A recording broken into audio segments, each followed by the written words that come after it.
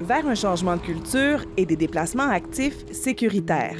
Une présentation du Conseil régional de l'environnement et du développement durable du Saguenay-Lac-Saint-Jean et En mouvement Saguenay-Lac-Saint-Jean. Collectivement, prenons conscience des gestes à poser.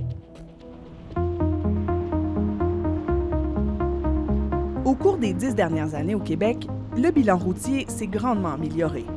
Mais depuis 5 ans, on fait face à un effet plancher, selon cet expert en sécurité routière. Souvent, oui, on parle des infrastructures en sécurité routière, les rues qui doivent être plus sécuritaires, une meilleure signalisation. Il y a aussi le respect des comportements par rapport au code de la sécurité routière, comme le respect de la vitesse. On a beaucoup de cas d'excès de vitesse dans la région. Peut-être que là, on serait rendu à faire des mesures qui sont plus auprès des comportements des citoyens. Parce que souvent, moi, j'observe près de chez moi, il y a beaucoup de mamans et de papas pressés d'aller faire le souper puis qui sont dans l'urgence puis qui ne se rendent pas compte qu'ils sont rendus à 60, puis 65, puis 70 dans des petites rues résidentielles.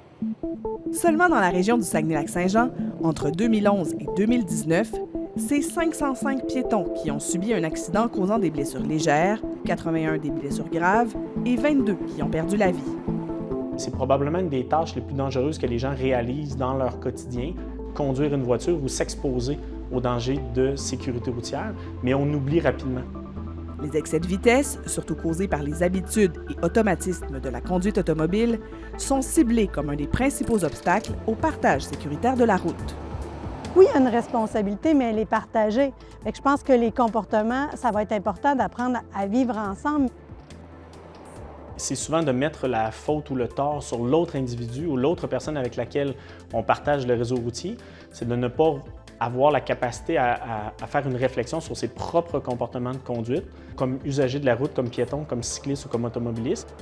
Et surtout, il faut abattre les préjugés qui demeurent envers les piétons et les cyclistes, qui sont plus vulnérables que les automobilistes. Un piéton qui brûle un feu rouge ou qui brûle un stop, probablement le seul risque qu'il génère, c'est un risque pour sa propre sécurité, pour sa propre personne. Le conducteur de camion ou le conducteur de voiture qui décide de passer sur un stop sans s'arrêter ou brûler une lumière rouge, il y a beaucoup plus de chances qu'il y ait des décès ou des blessures majeures dans ces cas-là. Des odomètres qui affichent la vitesse à laquelle on roule. Là. Donc nous, on roule, on ne se préoccupe pas trop de ça, puis là, tout d'un coup, on voit notre vitesse apparaître avec « vous allez trop vite », ça fonctionne très, très bien. Que ce soit au moyen de campagnes de sensibilisation, d'une meilleure signalisation ou même par la surveillance policière, l'objectif doit être de conscientiser les conducteurs sur l'importance de leur rôle dans le partage de la route.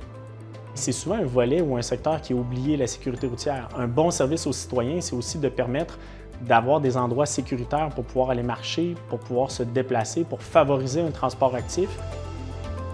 On est tous piétons. Ne serait-ce qu'une personne qui va stationner sa voiture pour se rendre au magasin va être piéton. On est déjà en évolution, puis je pense que les gens sont prêts tranquillement à faire ces changements-là. Ensemble, faisons tous partie du changement de culture vers un transport actif sécuritaire.